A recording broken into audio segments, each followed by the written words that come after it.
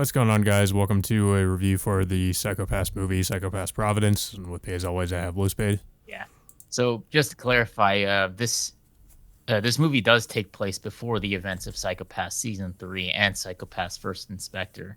However, of course, it also does take place after the three Sinners of the System movies.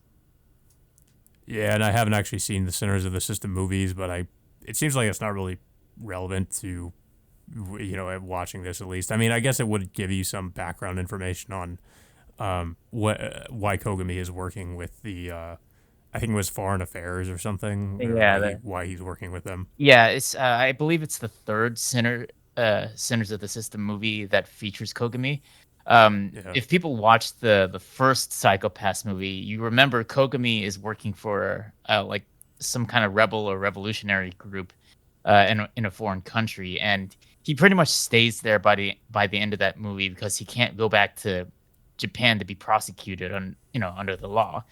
However, certain things happened in the third Sinners of the System movie, which allows the Ministry of Foreign Affairs to recruit Kogami, into their organization, and then to under the condition that works freely, under their thumb, so mm. he won't get prosecuted under any circumstances if he returns to Japan, which of course he does, during the events of this film. Yeah. One thing I was really looking forward to with this movie too was just having Akane be sort of sort of the main character again, because of course season 3 introduces some new characters, which of course this movie ties back into and has those characters show up later. Yeah, Um, it does. Yeah, so it does feature the two main characters from season 3. I think it was Arata and Kei, and yeah, also it also explains their backstories as well. I mean, it was hinted at during the events of season 3, but it was never really delved into fully and completely until they finally released all those details into this film as well. hmm uh, yeah. So basically, this movie starts off with I guess sort of like a Russian diplomat, or like on her way to Japan. The ship that she's on is basically raided by this. I forget what they're like, some kind They of they're rogue called faction or something. That Yeah, they're called. I think they call themselves the Peacebreakers, and yeah, one of their operatives ends up trying to apprehend her, but all of a sudden, she ends up being killed by this person, and of course, this guy's being reprimanded, but of course, they end up taking her head in order to preserve her brain. So that's where Kogami comes in to try to stop this whole thing from happening, but unfortunately, he fails in stopping them. So that's pretty much where the film starts us off there. But we do go back to Akane. Pretty much, she gets dragged into like this political debate with several Japanese lawmakers discussing like if they should just abolish like like the what was it, the justice system altogether, because they have the civil system.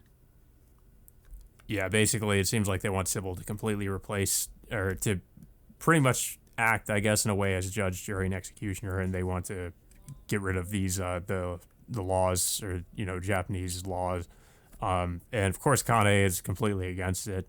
She believes that the civil system has its place, but that also it's necessary to have these laws. Yeah, And yeah, also, it was interesting to see how far, I guess, that Akane has come since season 1, where now she's somewhere sort of like uh, I guess it seems like she's, of course, obviously been promoted. Um, and you said she's like having these discussions with high-ranking people and all these different politicians. yeah. Especially she's being associated with what was it? Aruta's father, Atsushi Shindo, who's of course the head of the immigration bureau. Which, of course, it was one of the main plot points for season 3, which is of course like the issues with immigration in Japan. So It um, also kind of explains how, I guess, she would know Arata, possibly, because I guess she was associated with his father. yeah, and as well as like Kai, who's also affiliated with Shindo's family as well. Mm. So both of them receive word on the whole incident uh, with with the peace breakers, and they of course discover the wreckage of the vessel, and they of course meet up with those. I think who's the head official who was working with the foreign affairs. It was I like that blonde woman. yeah, the blonde woman. I forgot her name.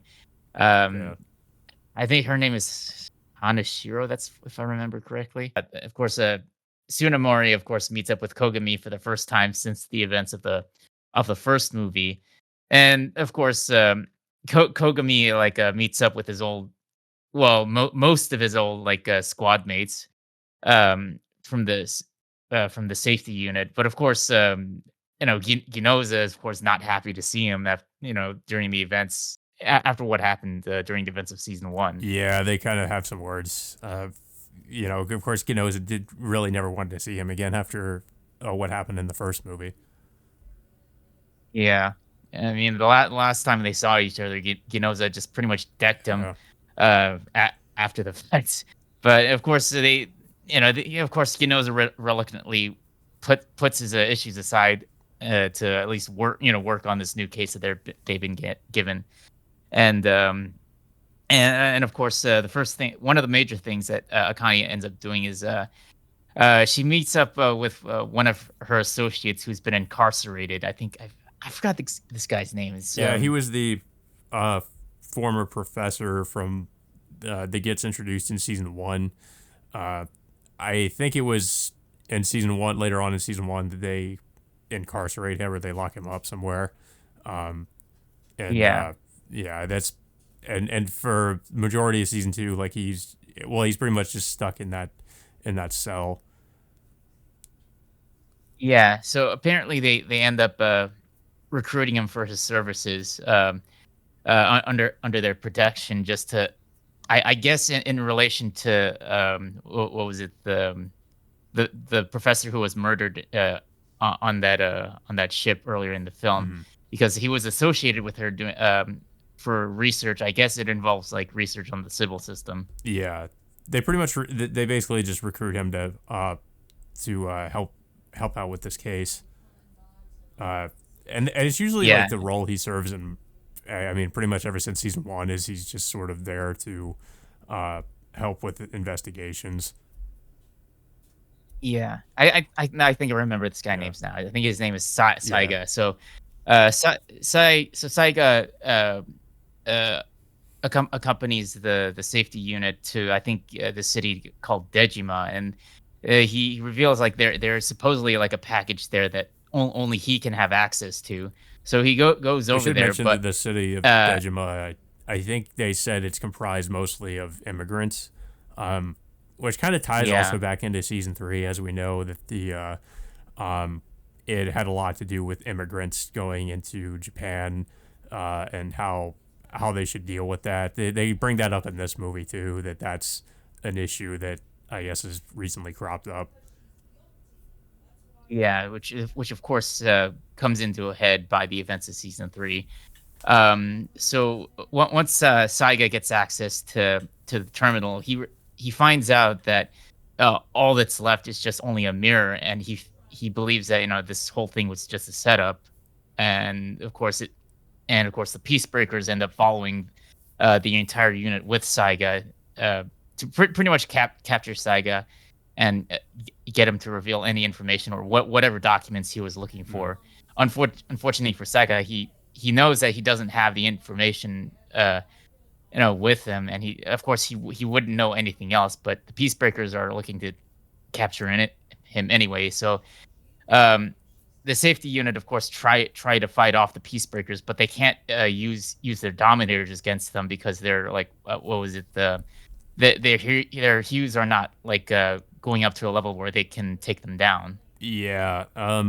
One, of course, we discover later this is due to some kind of blocker that's been implanted in them, and it's because of well, I guess you'd say the main villain of the movie, sort of his due to his control over them or something.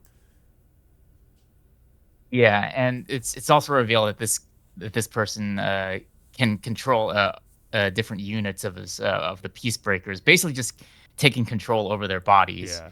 And of course, it gets us into a lengthy fight scene. I think Kogami gets into a fight uh, with with I think one of the head soldiers there. I think it was it was the blonde guy.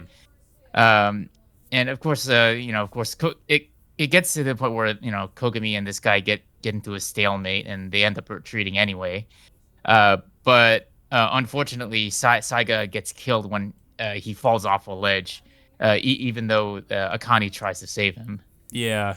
Um, I mean, I guess I'm not too surprised they decided to kill him off. I'm pretty sure he's not. I mean, it's been a while since I've seen season three, but I don't remember him being, of course, in season three. So, um, yeah, he's of course, yeah, he dies in this movie. Um, Yeah, that was the one thing that that I had questions about since season yeah. 3 is because Saiga, yeah, Saiga was not even in season 3, so I was curious as to what happened to the guy. And Akane seemed, is incarcerated literally in the same place as Saiga was, unless if it was a different like cell. But it seems to me that she, by the time season 3 was going on, she was living in Saiga's old cell.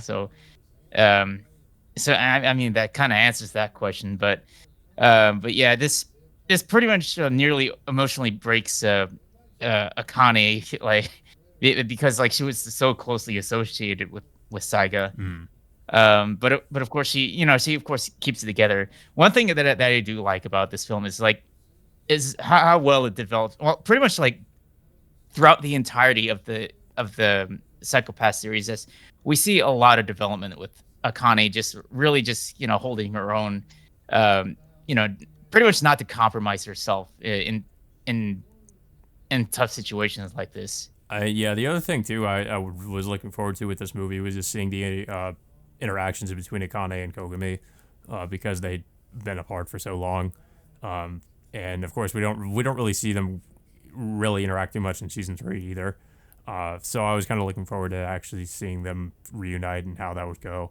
Um, and yeah, I mean, it seems like they're, like Akane at first is just sort of, uh, she acts kind of closed off, but I guess she sort of opens up a little bit more throughout the movie is with her interactions with Kogami. Um, and it's Yeah. understandable because I mean I guess she really thought that she'd never really see him again, of course. Yeah, yeah, it's definitely something that was missing during the events of season 2, which like Kogami was completely absent in that season. They did, of course, have that interaction again during the first movie, but it didn't really. I don't think it really went as far as it did in this Yeah. film.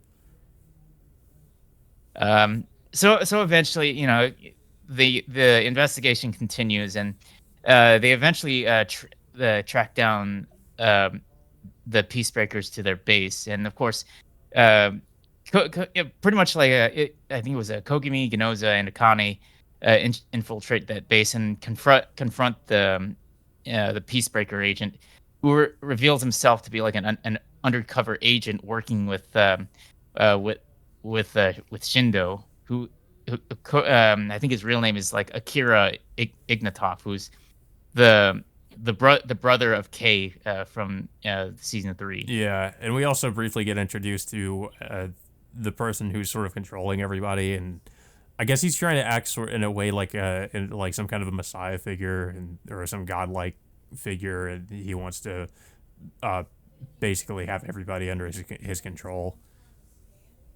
Yeah, and it's also revealed that like he has like almost like a separate version of the Sybil system in a ways. I think it's called something else. I can't remember what it was, but it's Yeah. something related to the Sybil Well, and of course, system. if you've seen season three, you already know what this is kind of building up to because in season three they did have, I forget what they called it, but it was basically just in like a sort of in a way, kind of like the civil system, but different.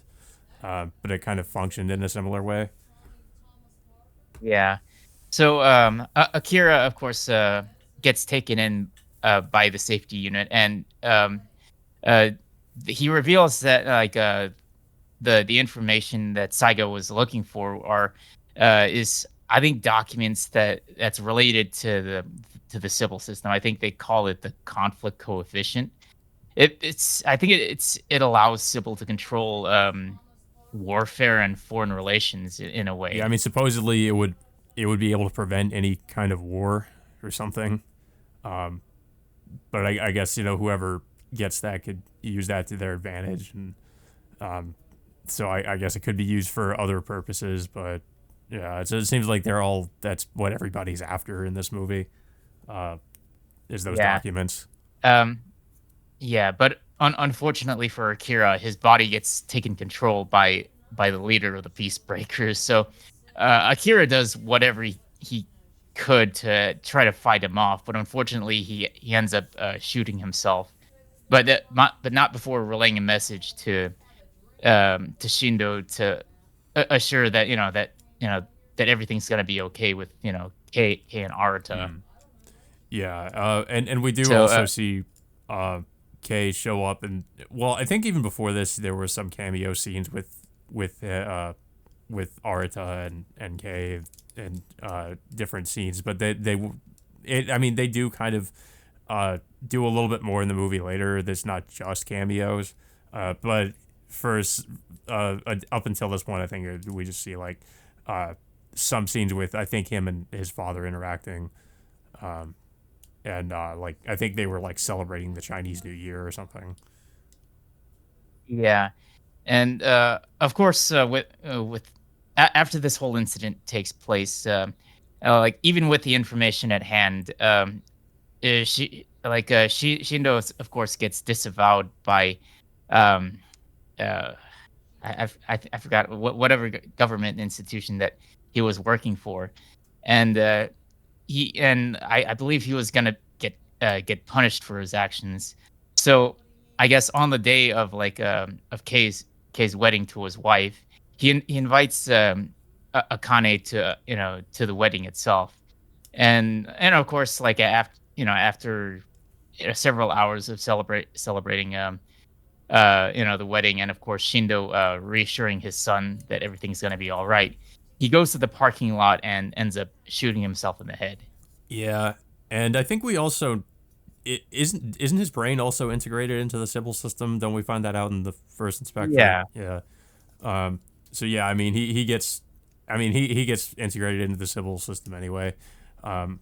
And I kind of wonder if that's maybe what the punishment was going to be, but so it's a little bit ironic, I guess, that I mean that still ends up happening.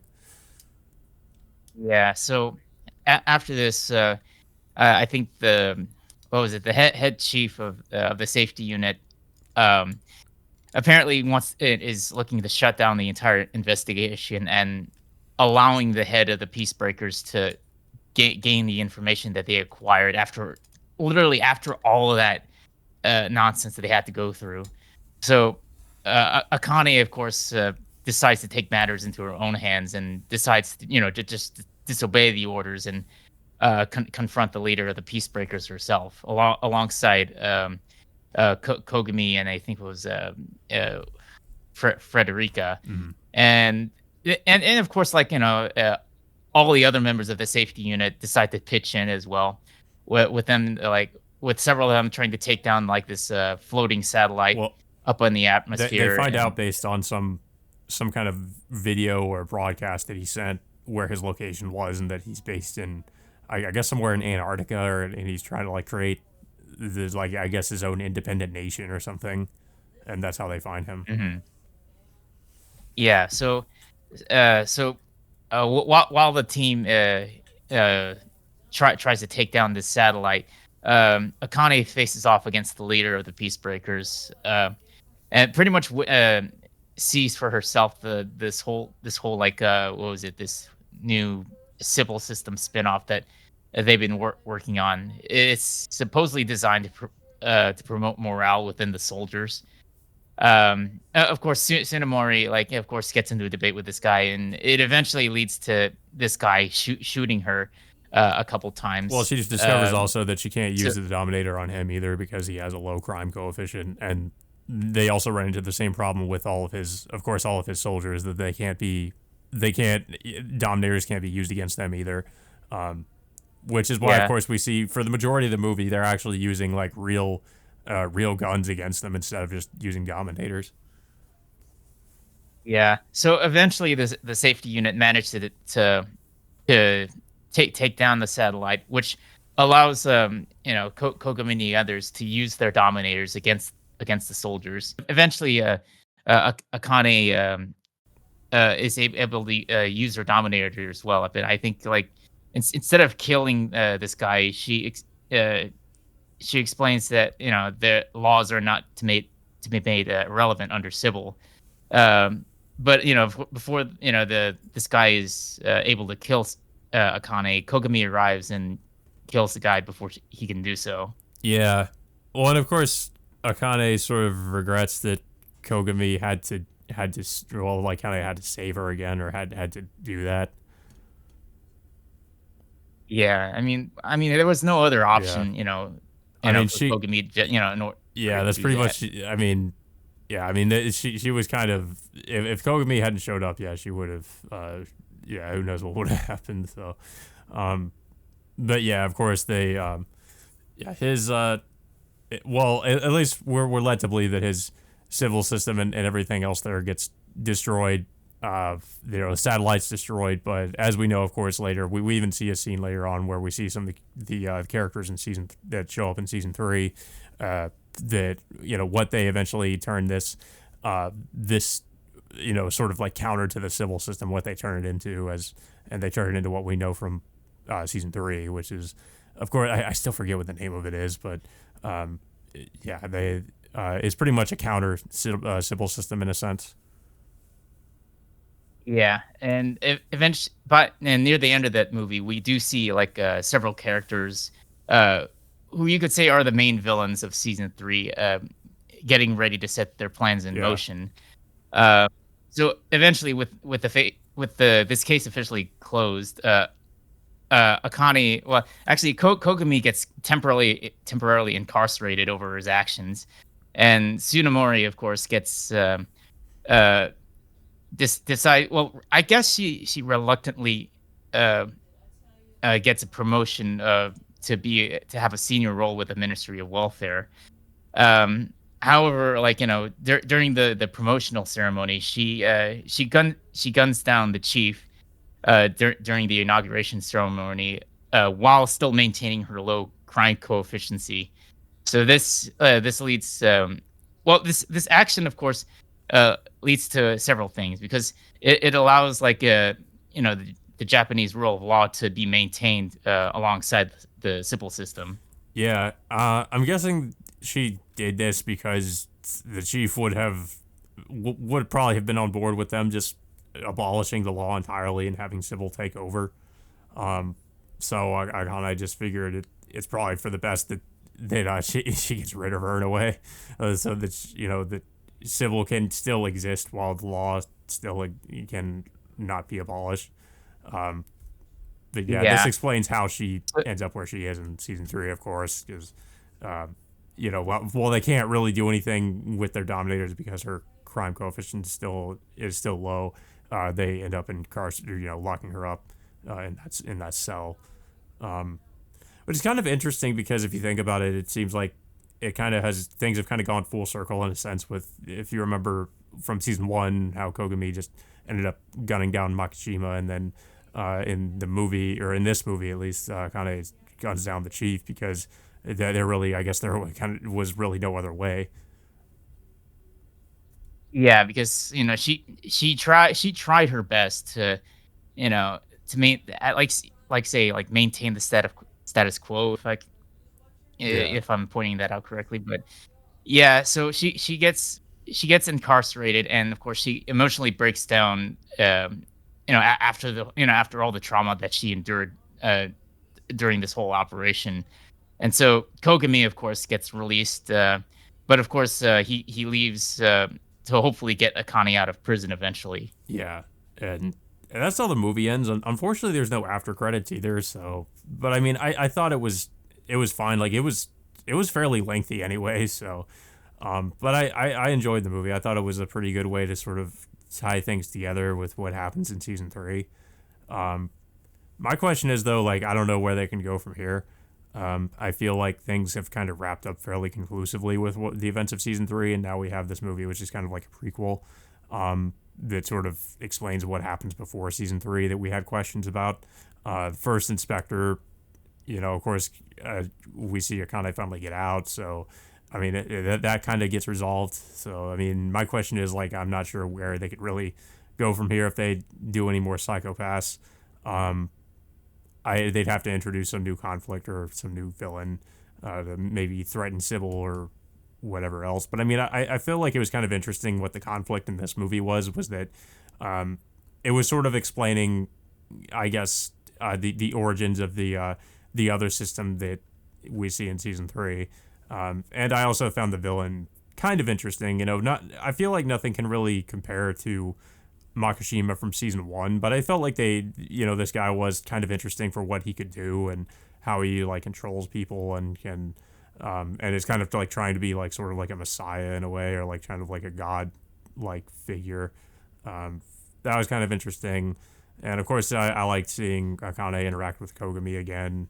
Um, the movie also felt like really action heavy in comparison to like some of what we see in season three, which is fairly dialogue heavy. I mean, there's some action stuff, but I mean, First Inspector was also fairly action heavy too. But yeah, this one it felt like it kind of took things up to 11. Like there was just so many scenes of them fighting mechs and just like sort of having all these shootouts. So like I kind of like that about it, but uh, yeah, I thought it was a decent movie. Yeah, it was pretty lengthy Yeah, it was too. It's over like two I think hours. think it. It felt longer Yeah, it than was that at like way times too. over. Um, Yeah, I think the first movie was like at least yeah, 90 minutes, but this one they just went like a very long time. I think it was one of the longest anime films I've ever yeah, watched in a it's the while. longest one I've seen. I mean, I guess since the Heaven's Feel movies, but um, Yeah, I think what was it? Evangelion three, that one was the fourth almost three Evangelion hours. I think film. it was like 2 hours 40 minutes or something like that. Uh, Yeah, I think yeah. Overall, I enjoy this movie. I think like it's one of the best. It's one of the best storylines that they had since season one. I think season three was all right, but I felt like there was just a lot of plot holes yeah, here and there until this movie came out.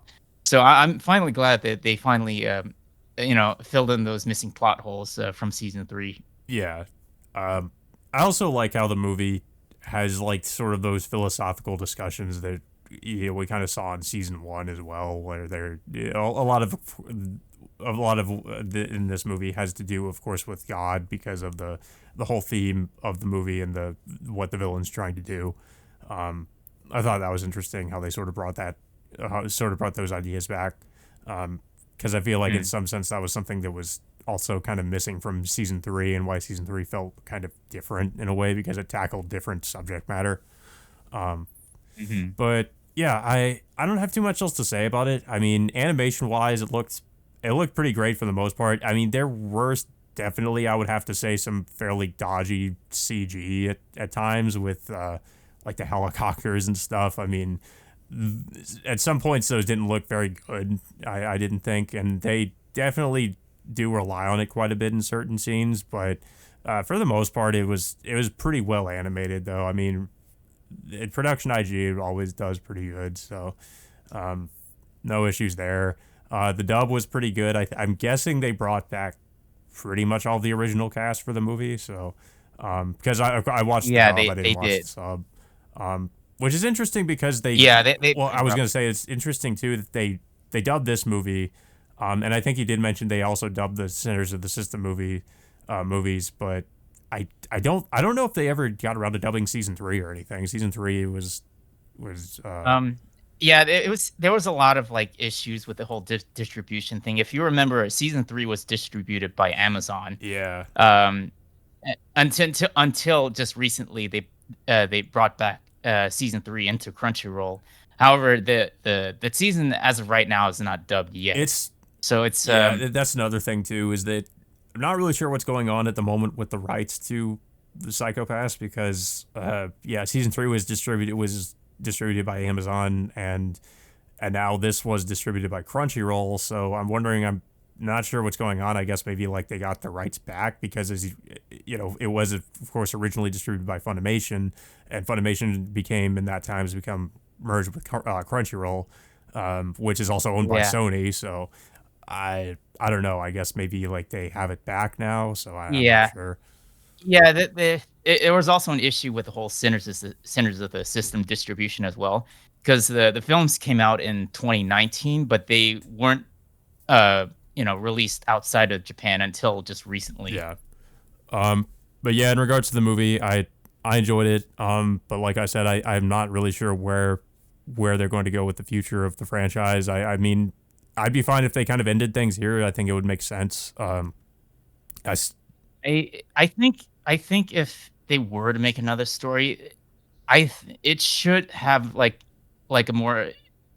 I think they should make some kind of conclusive storyline ending for both Akane and Kogami, yeah, because that's they've been building up this relationship with each other, for many seasons, including this movie. So I think there should be some kind of payoff for the two. yeah, that's Hopefully, if they make another I would story. say that too. Yeah, because it feels like there definitely is something there between the two of them. So I kind of would like to see something with that. Maybe we have another movie where the two of them are more involved with each other. Because there are, of course, scenes in this movie that they're more involved with each other than they have been in a while in this. But I would like to see something where they kind of have to work together a lot more, and there's just a lot more interaction between them, and maybe it leads to something. Um, of course, I'm not expecting any kind of a happy ending. I mean, this is Psychopaths. I don't really think I mean, it would, if anything, it'd be something that's more so bittersweet, if anything. But I mean, I would like to see if they decide to follow up on that, because yeah, there have definitely been a lot of hints and some nods at what them having uh, something a little bit more than I guess platonic, you would say. Um, but they never really go much into it, so I guess that's something they could eventually address. Um, but I guess we'll see. But yeah, I don't have much else to say about the movie. I don't know if you have anything else to say about it. And it was a good film. Definitely one of the better storylines since season one. Great to have Akane and Kokomi back in as main characters again.